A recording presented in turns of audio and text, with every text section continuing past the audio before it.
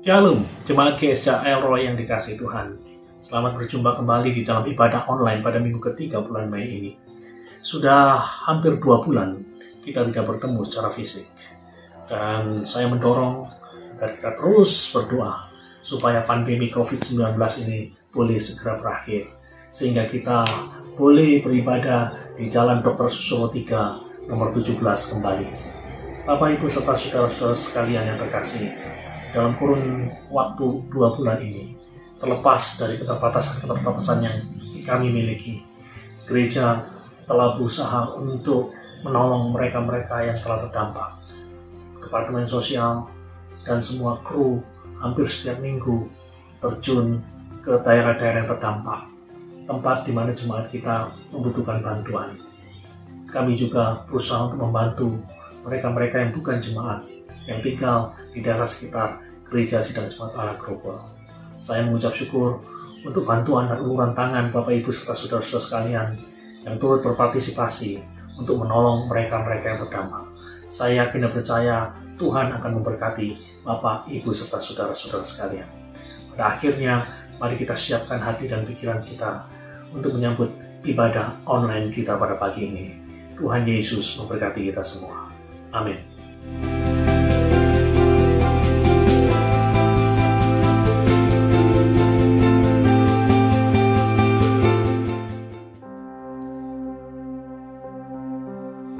Shalom Bapak Ibu Saudara yang terkasih, jumpa kembali di dalam ibadah online kita pada hari ini.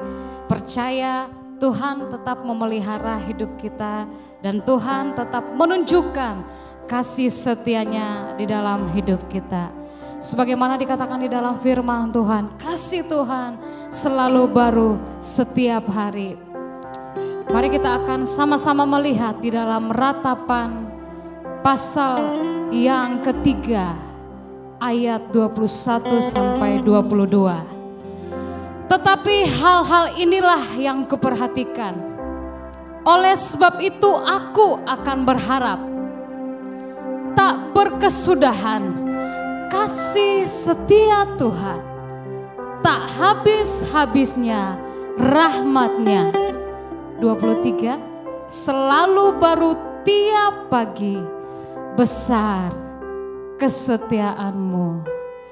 Dia Allah yang berjanji, Dia Allah yang akan senantiasa beserta dengan kita.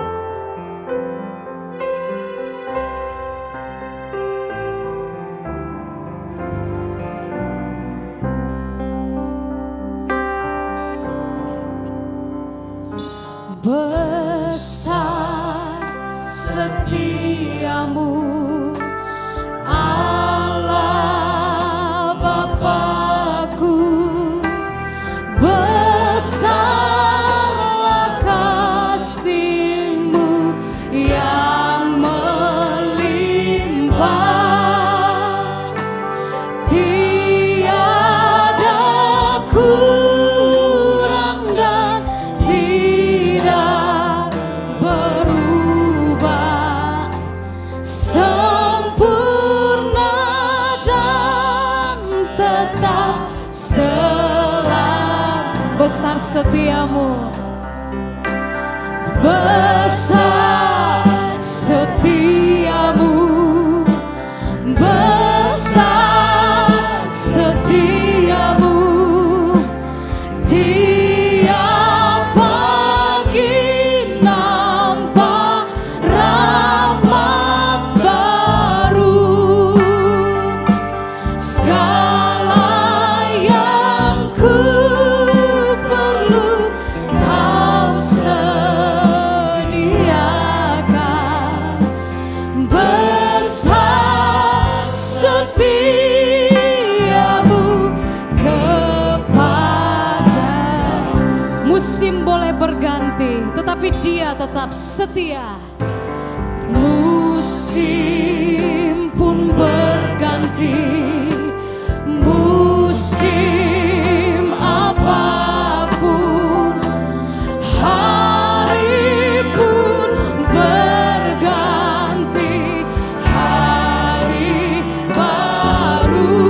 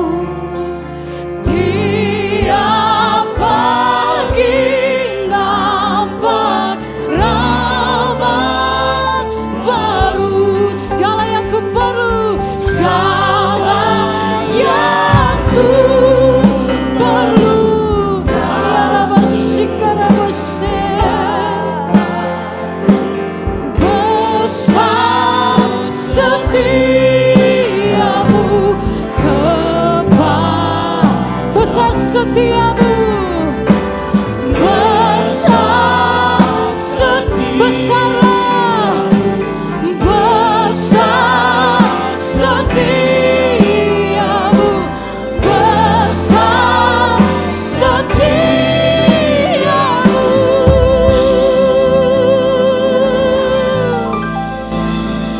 Kepadaku.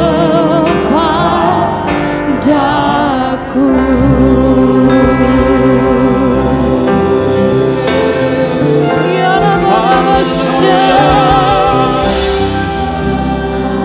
haleluya, haleluya, haleluya. Besarlah setiamu, tidak berkekurangan. Setiap orang-orang percaya yang menanti dan berharap kepada Tuhan, Engkau mencukupkan, Engkau memenuhi dengan kasih dan kemurahan-Mu. Amin. Dan sekarang pun lewat masa-masa sulit, kami bisa berkata kepada jiwa kami, tenanglah hai jiwaku, berharaplah senantiasa kepada Tuhan Allahmu. Haleluya.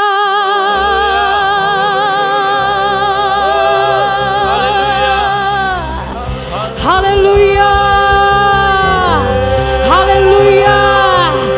Haleluya. Haleluya. Haleluya. Amin. Naikkan syukur kepada Tuhan. Jangan berdiam. Karena Tuhan sanggup bekerja di tengah-tengah kesulitan. Mari Bapak Ibu, arahkan hatimu kepada Dia, sumber pertolonganmu.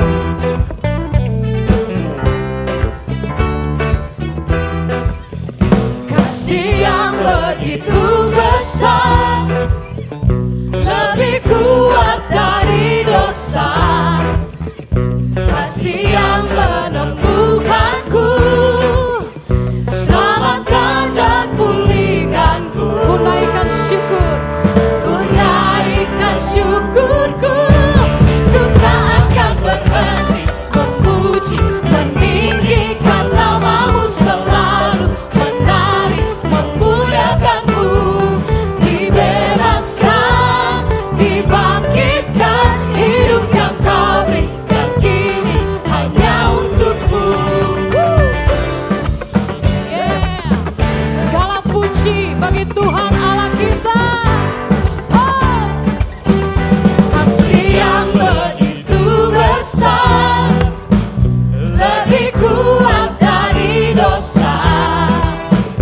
Kasih yang menyembuhkan, selamatkan, selamatkan, percaya pemulihan Dia. Ku naikkan syukurku, ku tak akan berhenti memuji, meninggikan nama-Mu, selalu menari, memuliakan. Dibebaskan, dibebaskan, dibangkitkan, hidup yang Kau berikan kini hanya untuk-Mu. Takkan berhenti meninggikan nama-Mu, selalu menari, memuliakan. Bebaskan jiwamu, bangkitlah, bangkitkan, hidup yang Kau berikan kini hanya untuk-Mu. Takkan berhenti. Yes Lord, nama-Mu selalu menari, memuliakan-Mu. Dibebaskan, dibangkitkan, hidup yang Kau berikan kini hanya untuk-Mu. Hidup yang Kau berikan kini hanya untuk-Mu. Haleluya. Bersoraklah bagi Tuhan, Raja kita.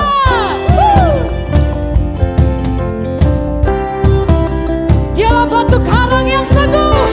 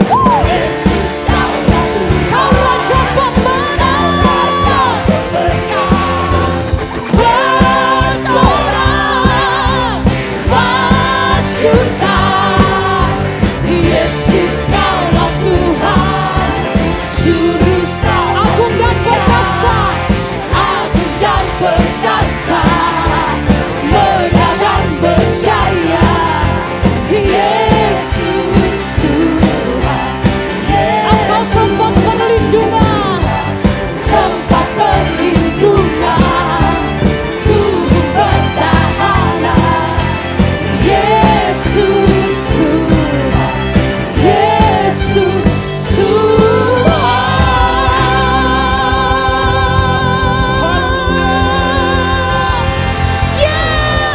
Yesus. Haleluya. Haleluya. Allah akan sedang melakukan bagiannya untuk kita semua.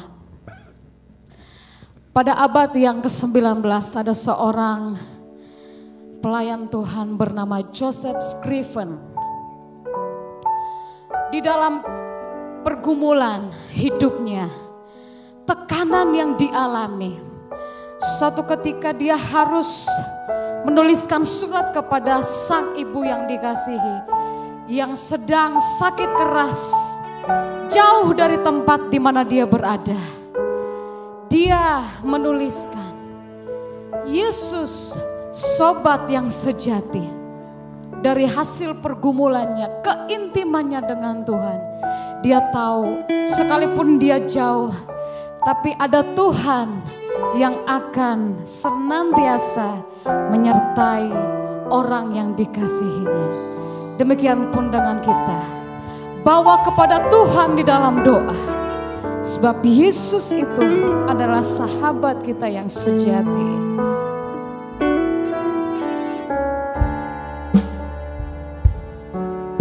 Haleluya. Yesuslah kawan yang sejati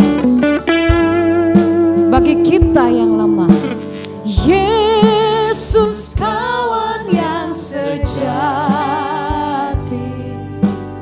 bagi kita yang lemah. Tiap hal boleh dibawa dalam doa padanya. Oh, betapa kita susah dan percuma berlelah bila kurang pasrah diri dalam doa padanya. Yes.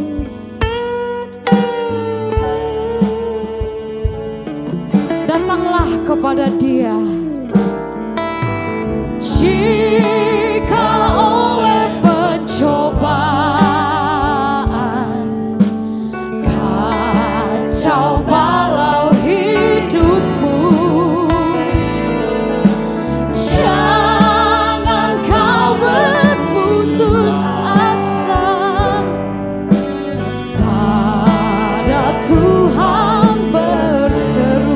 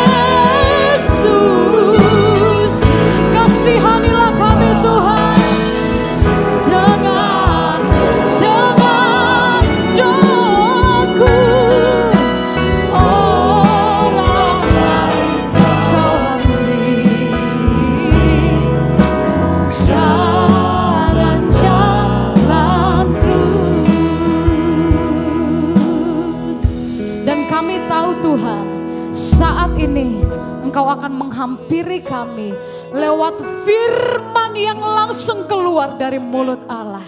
Kami siapkan hati kami di dalam nama Yesus. Terima kehidupan ini. Haleluya. Amin. Mari kita akan mendengarkan firman Tuhan. Haleluya. Shalom Bapak Ibu Jemaat GSJ Grogol yang dikasihi Tuhan. Senang kembali bertemu dengan Bapak Ibu sekalian dalam ibadah online service di minggu ketiga ini.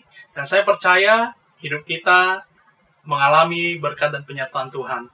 Sekalipun situasi saat ini belum memungkinkan untuk kita hadir beribadah secara offline di gereja, tapi saya percaya bahwa Tuhan hadir di tengah-tengah keluarga kita, di tengah-tengah persekutuan kita di rumah, di tengah-tengah persekutuan kita dengan orang-orang percaya secara online.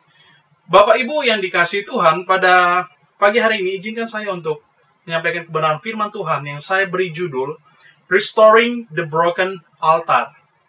Pemulihan mezbah yang rusak. Sebelum kita akan melihat secara mendalam dan memahami bagaimana kemudian Tuhan menghendaki kita memulihkan mezbah yang telah rusak atau mezbah yang telah usang, maka kita harus mengetahui apakah mezbah itu sendiri.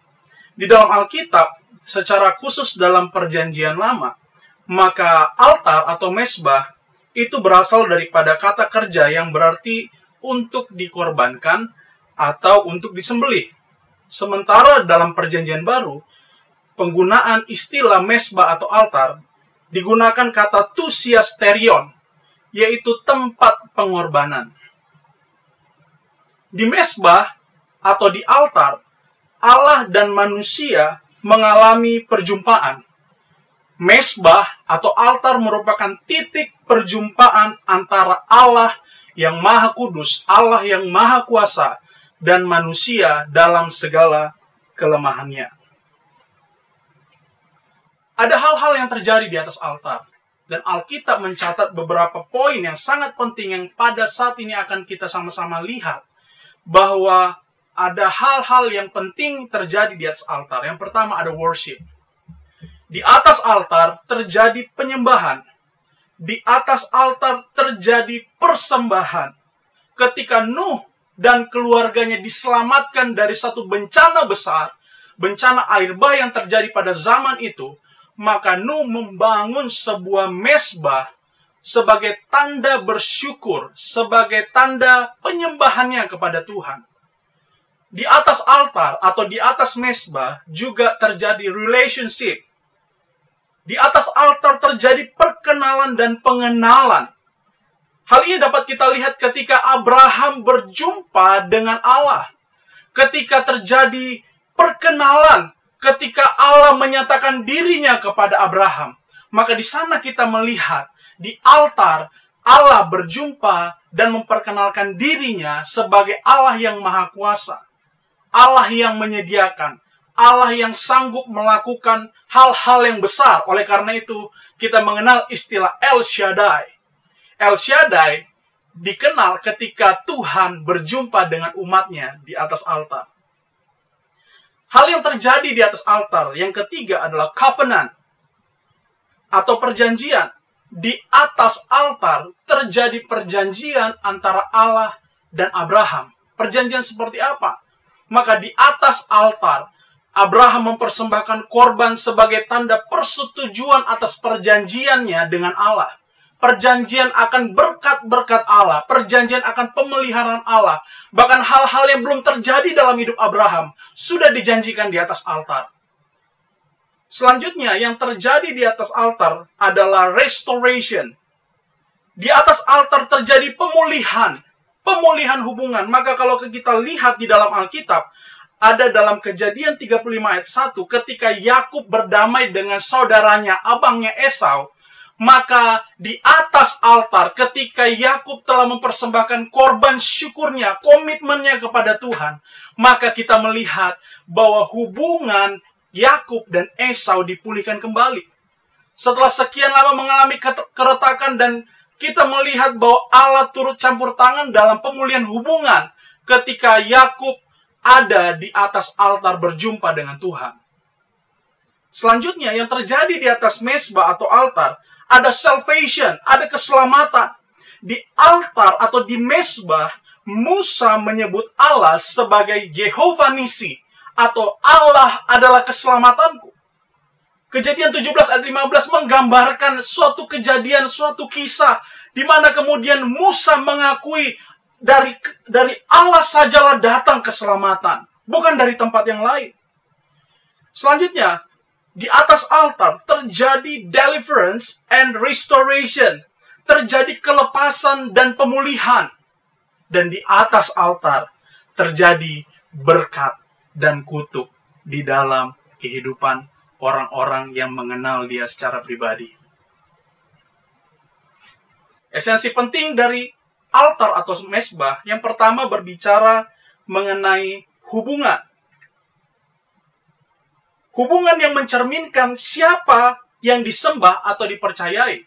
Di atas altar terjadi koneksi, bukan hanya koneksi, tetapi terjadi synchronize antara yang disembah dengan yang menyembah. Di atas altar mempersatukan jiwa dan roh. Orang yang menyembah Tuhan menjadi serupa dengan Dia.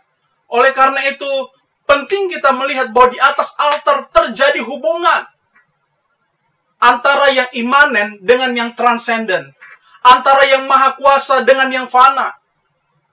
Di atas altar terjadi penghormatan, menunjukkan sebuah sikap kelayakan menghadap raja. Altar menjadi pintu di mana manusia dan Allah dapat bertemu, walaupun tidak secara fisik, ataupun Allah tidak menampakkan diri dalam bentuk teofani, penampakan diri Allah kepada manusia. Tetapi di altar, maka Allah mengizinkan manusia untuk mengenal Dia. Karena itu di dalam Alkitab kita dapat melihat ada banyak tokoh Alkitab yang berjumpa dengan Allah secara pribadi. Mereka mengenal Allah secara pribadi di atas altar. Yang ketiga, esensi penting dari altar atau mezbah berbicara tentang kekudusan. Kekudusan merupakan standar mutlak bertemu dengan yang maha kudus. Kekudusan menjadi harga yang harus dibayar di atas altar. Karena itu, kita harus mempertimbangkan hal ini. Ketika kita melayani Tuhan, ketika kita hendak menaikkan setiap ucapan syukur, ketika kita hendak menaikkan permohonan di hadapan Tuhan, maka terlebih daripada itu, Tuhan mau periksa hidup kita. Tuhan mau lihat hati kita. Apakah kita layak untuk menerima pertolongan dari pribadi yang maha kuasa di dalam standar kekudusannya, atau sebaliknya kita menjadi orang-orang yang hanya berdoa tetapi tidak mengalami Dia. Karena apa? Kita tidak dapat membayar semuanya dengan kekudusan. Karena firman Tuhan berkata, tanpa kekudusan tidak ada orang yang dapat melihat Allah. Penting kita melihat ketiga hal ini, bahwa esensi penting dari altar atau mezbah itu bicara soal hubungan, soal penghormatan, dan soal kekudusan.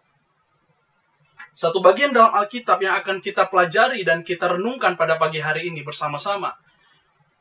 Dalam Perjanjian Lama, kita akan buka dalam 2 Tawarik pasal 34 ayat 1 sampai 33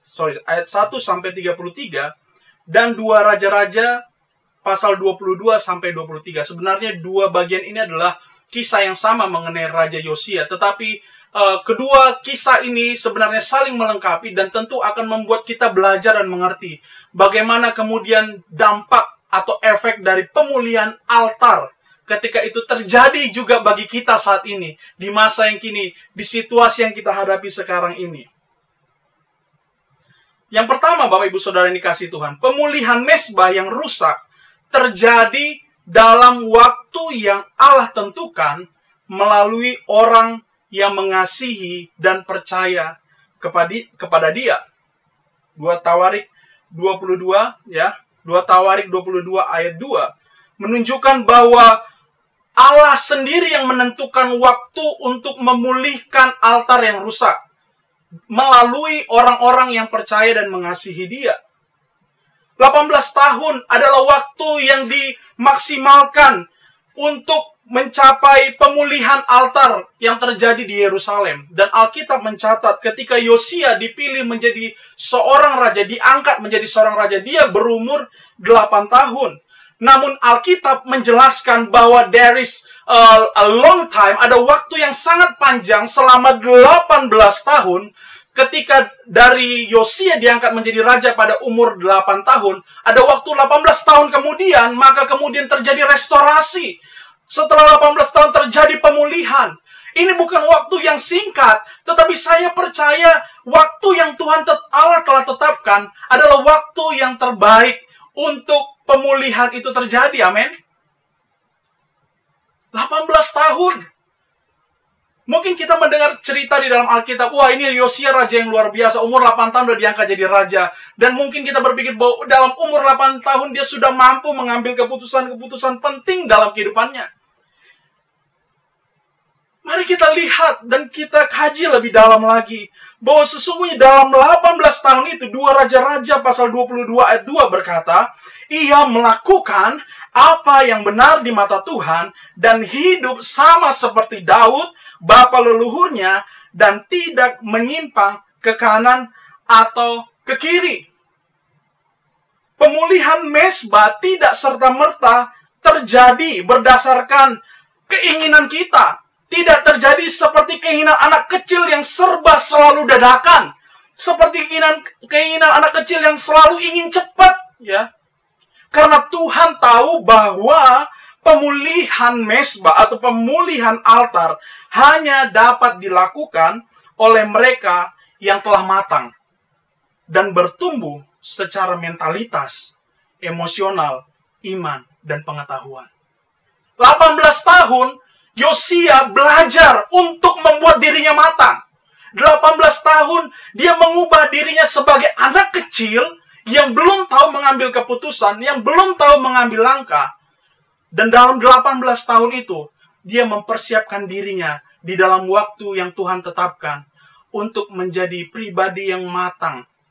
Menjadi pribadi yang siap untuk memulihkan altarnya Tuhan. Memulihkan altar penyembahannya, altar hubungannya antara umatnya dengan Allah.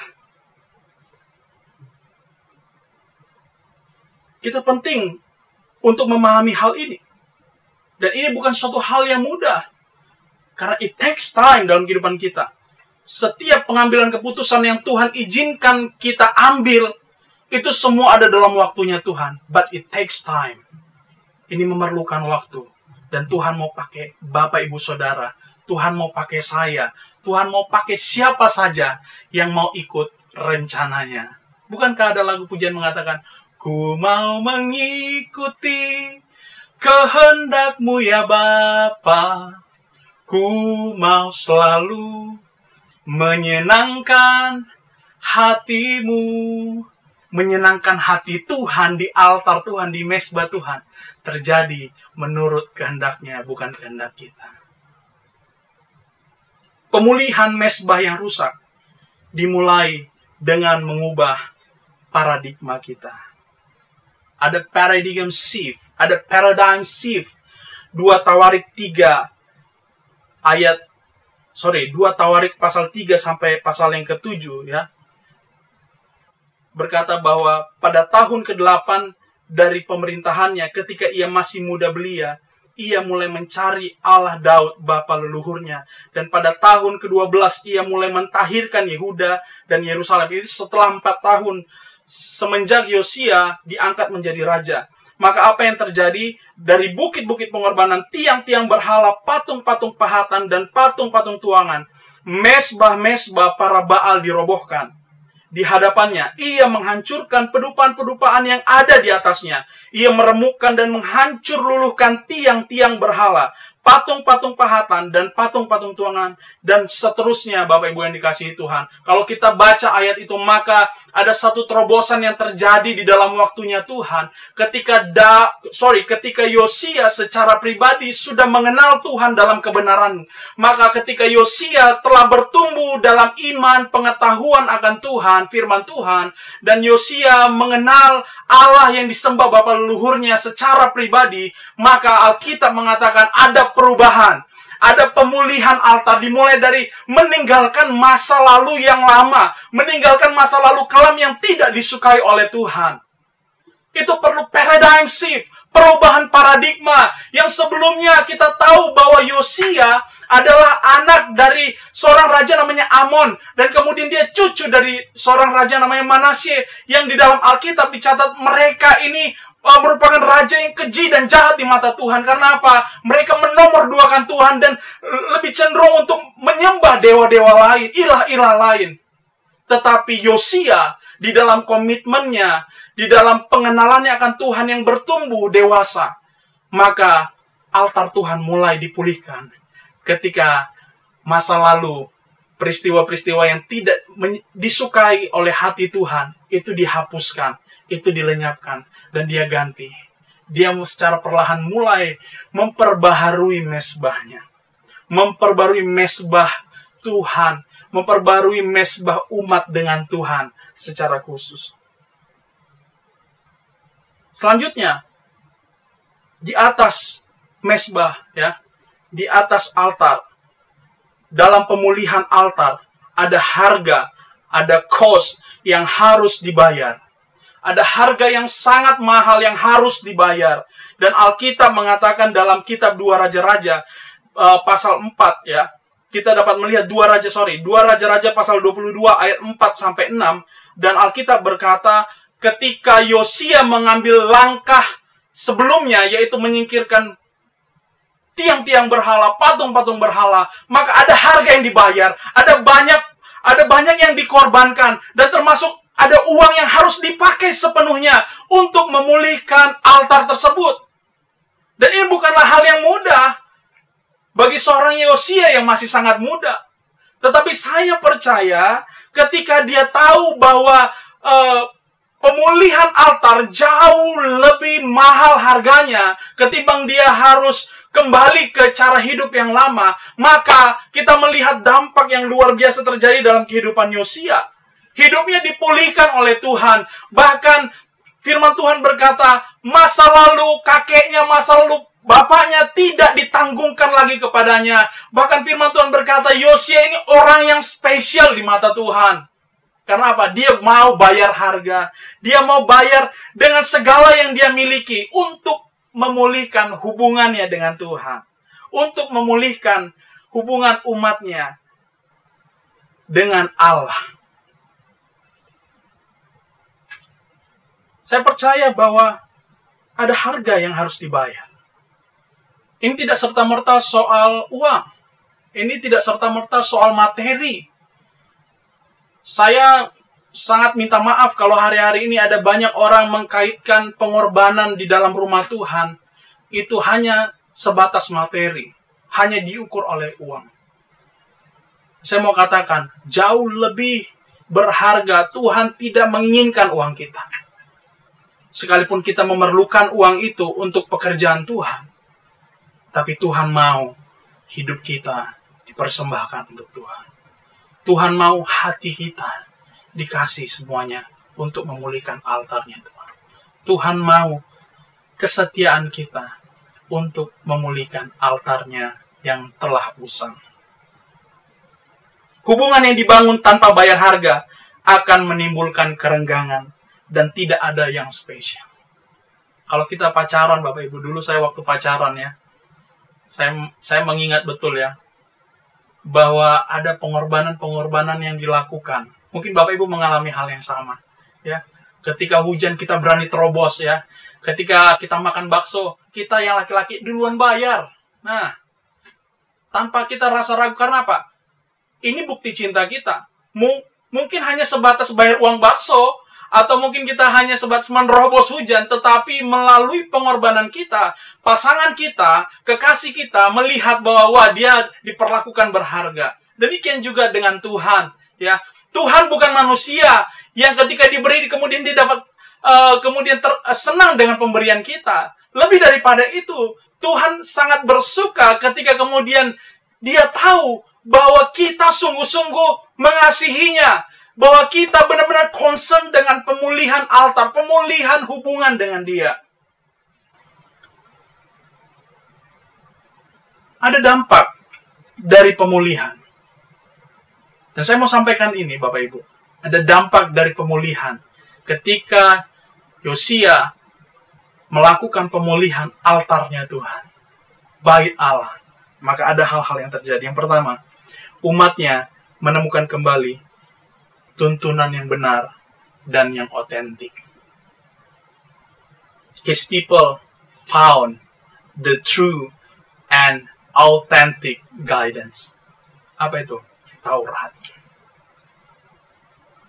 Dan firman Tuhan mencatat, Taurat ini sudah lama hilang. Tuntunan ini sudah lama hilang. Dan di zaman pemerintahan Yosia ini kembali ditemukan. Tuntunan yang orisinil, yang dari Allah itu ditemukan kembali. Bukankah ini adalah suatu berkat yang luar biasa? Bukankah ini adalah suatu gift, present yang sangat luar biasa bagi orang-orang yang mengasihi Dia? Dan saya membayangkan kegirangan hati dari Yosia pada saat itu. Dia begitu sangat bersuka cita karena apa? Tuntunan untuk perjalanan hidup mereka yang bagi nenek moyang mereka sudah menuntun mereka masuk ke tanah Kanaan. Kali ini ditemukan kembali. Karena apa? Yosia benar-benar concern dengan pemulihan altar. Mungkin kita kehilangan guidance hari ini. Kita kehilangan arah. Kita jungkir balik, nanya sama Tuhan, nanya sama orang lain. Mungkin kita googling, apa yang harus saya buat Tuhan? Saya di PHK Tuhan, saya kehilangan pekerjaan, saya dipotong gajinya. Dan ada banyak cicilan, ada banyak kesulitan-kesulitan hidup yang gak bisa saya handle. Tuhan berkata, ya, diberkatilah orang yang merenungkan Taurat Tuhan siang dan malam. Maka ia seperti pohon yang ditanam di tepi aliran air, yang menghasilkan buah pada musimnya, dan yang tidak layu daunnya. Apa saja yang diperbuatnya berhasil. Garis bawah ini. Apa saja yang kita perbuat, selama kita menemukan guidance yang otentik di dalam firman Tuhan, maka apa saja ketika kita melakukannya, merenungkannya, Tuhan buat pekerjaan tangan kita berhasil. Tuhan akan mengubah kegagalan kita menjadi kemenangan. Tuhan akan mengubah cerita pahit menjadi cerita yang manis. Yang kedua, dampak dari pemulihan. Umat mengalami pemulihan yang seutuhnya. Ada pemulihan yang seutuhnya.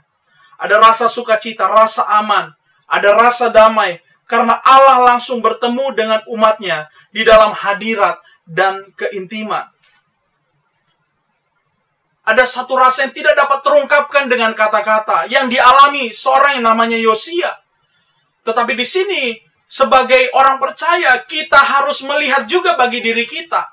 Ketika altar Tuhan itu dipulihkan dalam kehidupanmu, dalam kehidupan keluarga kita, maka kita akan mengalami pemulihan yang seutuhnya. Mungkin saat ini belum dipulihkan secara utuh, tetapi ada hal-hal yang sedang Tuhan kerjakan dalam kehidupan kita. Mulai dari rasa aman, rasa damai, rasa kecukupan. Dan saya percaya ketika kita melakukan firman Tuhan, ketika kita komitmen untuk saya mau memulihkan altar saya dengan Tuhan, ada pemulihan yang seutuhnya tersedia bagi kita. Yang ketiga, dampak dari pemulihan altar. Kita kemudian dapat redefining, re-understand life standard. Kita dapat mendefinisikan dan memahami ulang standar hidup sebagai umat Tuhan di altar yang dipulihkan. Kesibukan mungkin selama ini membuat fokus kita, membuat hubungan kita dengan Tuhan menjadi renggang.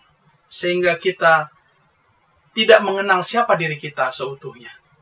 Sehingga membuat kita bertanya-tanya, apa rencana Tuhan bagi saya? Dan kita tidak menemukannya.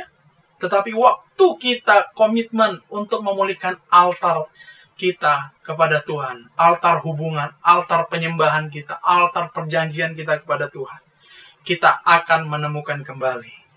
Kita akan memahami kembali standar hidup kita, jati diri kita, identitas kita sebagai umat Tuhan yang ada dalam rencananya. Ya. Maleakhi 3 ayat 17 sampai 18 berkata, mereka akan menjadi milik kesayanganku sendiri, firman Tuhan semesta alam. Pada hari yang kusiapkan, aku akan mengasihani mereka sama seperti seorang menyayangi anaknya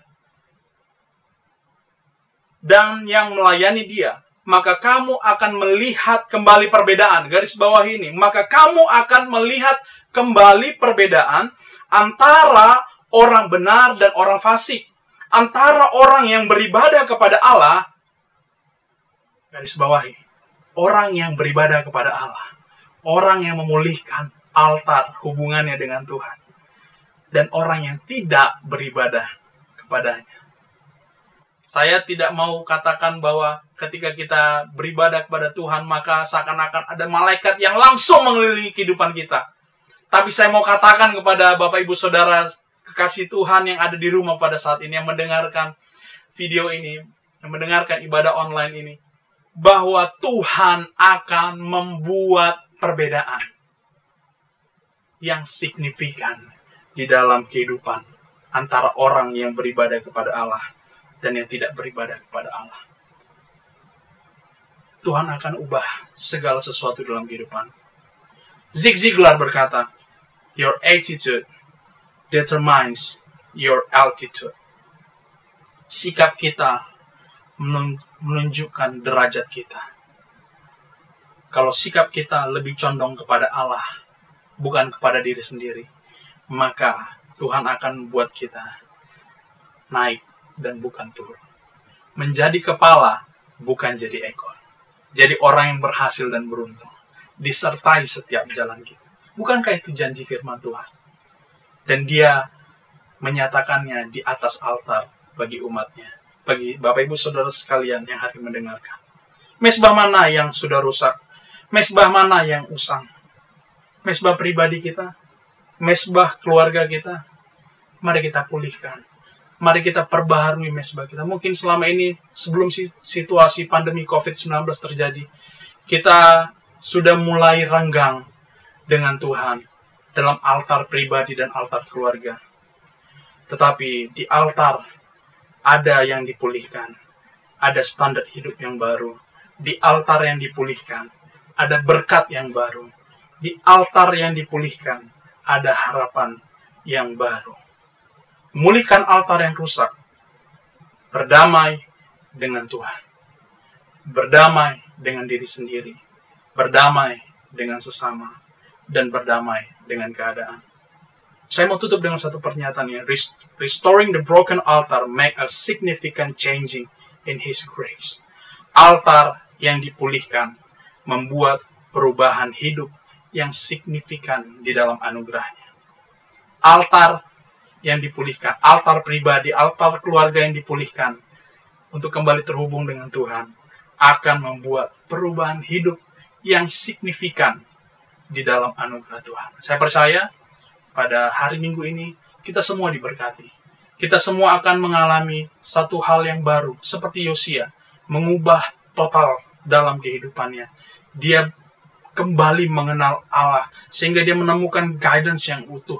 Dia menemukan guidance yang orisinil, yang akan menuntun kepada masa depan. Dan kemudian umatnya mendapatkan kembali identitas yang hakiki dalam kehidupannya. Identitas kita adalah orang-orang yang lebih daripada pemenang. Orang-orang yang akan senantiasa dibawa Tuhan untuk melewati setiap badai di dalam kemuliaannya. Kiranya Tuhan menolong kita pada pagi hari ini, dan pada kesempatan ibadah online saat ini. Dan berikut ini adalah video untuk kita sama-sama renungkan dan resapi satu pujian. Ketika kita sujud di altarnya, maka Tuhan mengerjakan bagian yang luar biasa. Terima anugerahnya, terima kasih karunia-Nya. Tuhan Yesus berkati.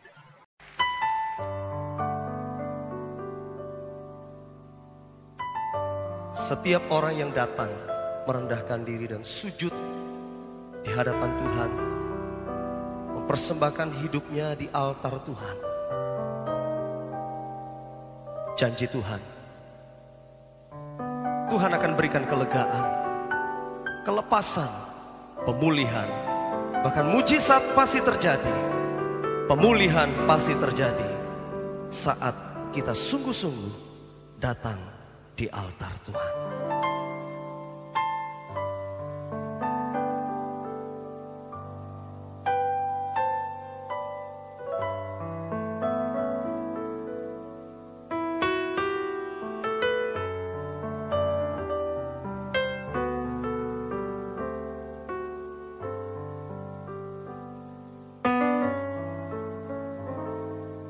Bila hati terasa berat, tak seorang pun mengerti bebanku. Ku tanya Yesus, apa yang harus ku buat? Dia berfirman, mari datanglah. Dia selalu pedulikan aku. Ku datang Yesus, Dia pikul segala bebanku. Sujud di altarnya, ku bawa hidupku. Ku terima anugerahnya, Dia ampuniku dan bebaskanku. Dia ubah hidupku, barui hatiku. Sesuatu terjadi saat datang di altarnya.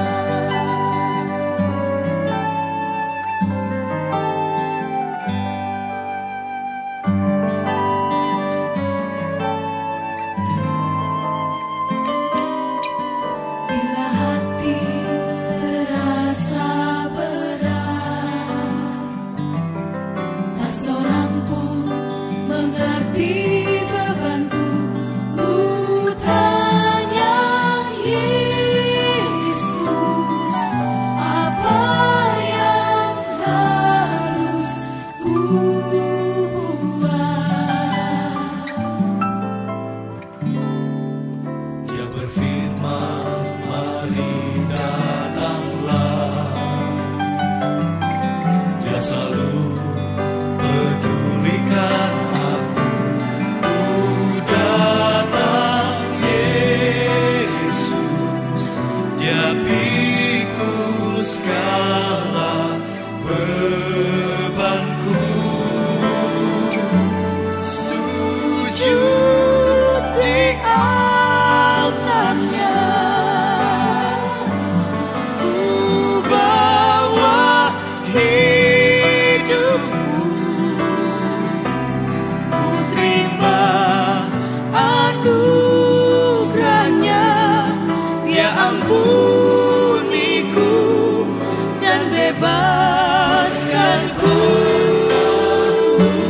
Dia ubah hidupku, barui hatiku.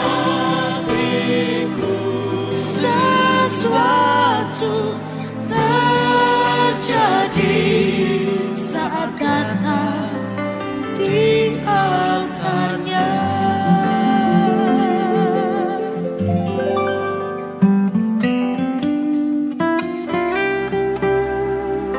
Jika saudara sedang mengalami beban berat,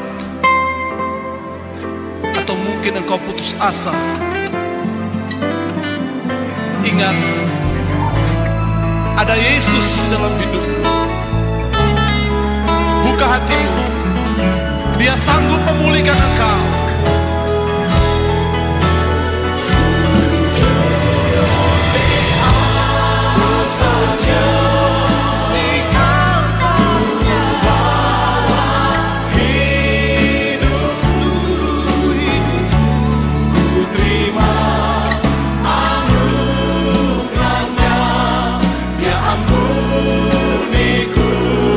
Dan bebaskanku.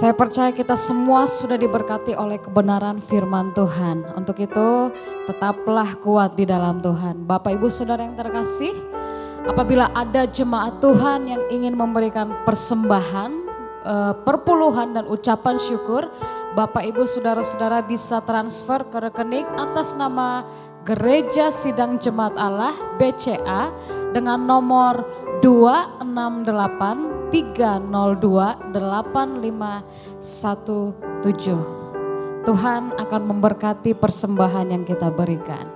Dan pengumuman juga untuk kita tanggal 21 Mei 2020 kita tetap mengadakan ibadah online, ibadah kenaikan Tuhan Yesus Kristus jam 8 pagi. Jangan lupa Bapak Ibu tetap persiapkan hati kita beribadah bersama-sama. Mari kita akan satukan hati kita. Kita percaya seperti firman Tuhan berkata, di mana ada orang-orang yang merendahkan diri, sepakat meminta kepada Tuhan, meminta pemulihan, maka Tuhan akan bekerja untuk kita demi kemuliaan namanya. Haleluya. Hatiku rindu melihat kemuliaan-Mu.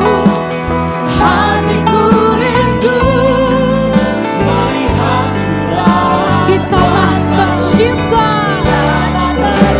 Oh, negeriku Indonesia. Berdoa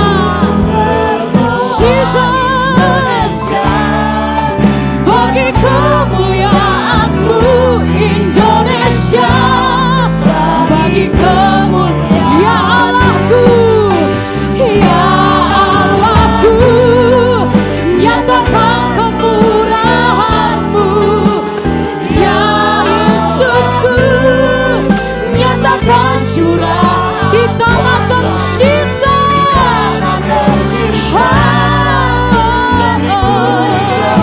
Berdoalah, ku berdoa Indonesia, bagi kemuliaan-Mu, bagi kemuliaan. Ku berdoa Indonesia, penuh kemuliaan-Mu Indonesia, bagi kemuliaan-Mu Indonesia, bagi kemuliaan-Mu.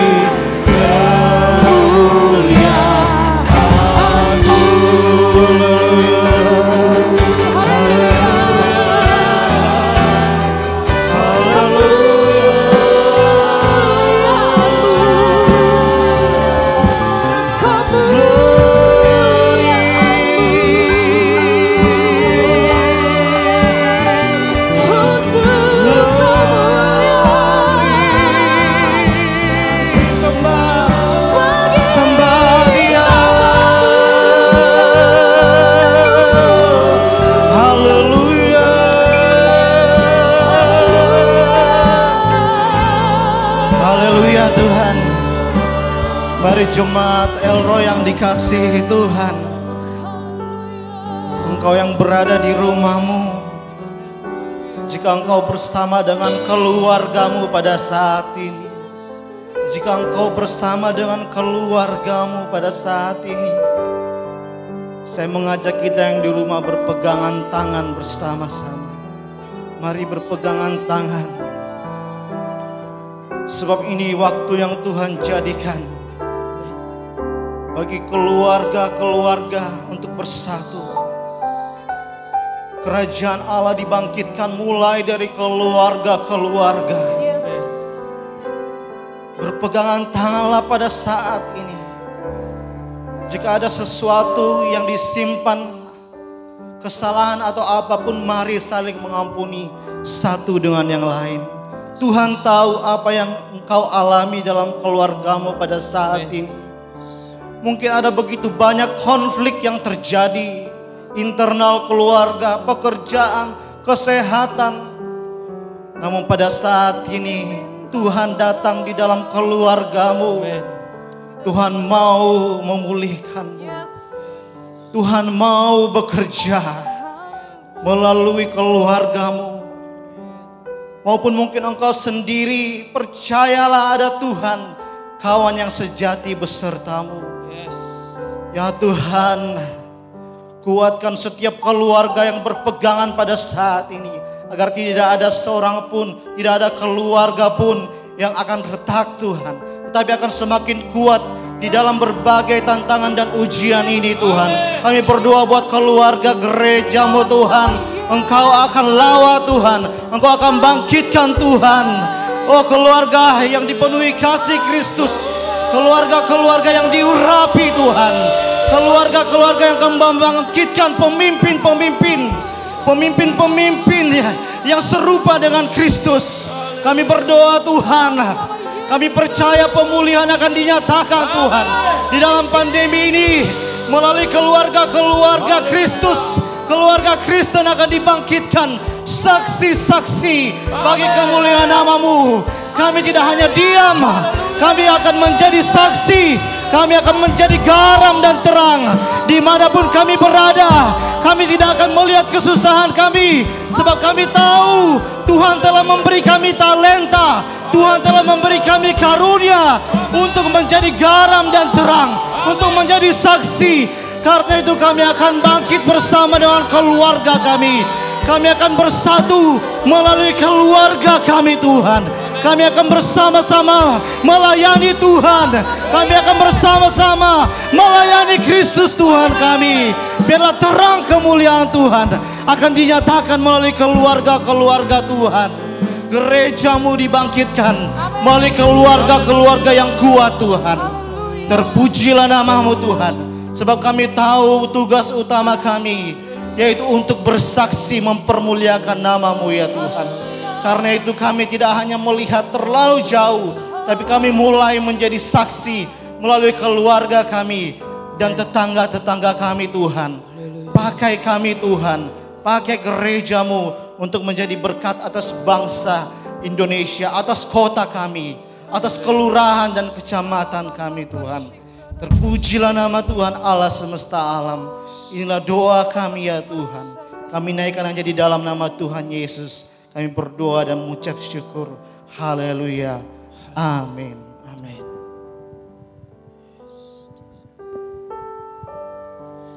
Saudara yang terkasih, kita akan menutup ibadah online kita hari ini.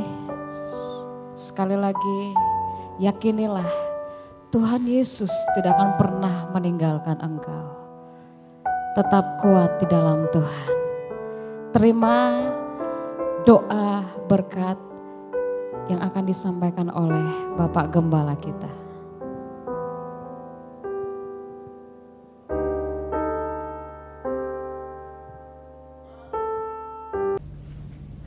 Bapak, Ibu, serta saudara-saudara sekalian, marilah kita tutup ibadah online yang diberkati Tuhan ini. Bapa di surga, kami mengucap syukur untuk ibadah yang telah diberkati oleh Tuhan. Kami percaya bahwa kami tidak sedang membuang waktu. Kami percaya bahwa apa yang kami lakukan tidak akan berakhir dengan sia-sia. Kami percaya Engkau akan memberkati kami. Terima kasih Tuhan. Berkati juga hamba-Mu Pendeta Yusak yang sudah menyampaikan firman Tuhan. Engkau akan memakai dia dengan lebih heran. Terima kasih Tuhan. Jemaat GSCA El Roy, angkatlah kedua belah tanganmu. Tuhan memberkati dan melindungi engkau. Tuhan menyinari engkau dengan wajahnya dan memberimu kasih karunia. Tuhan menghadapkan wajahnya kepadamu dan memberimu damai sejahtera. Demi nama Tuhan Yesus, semua yang percaya berkata, amin.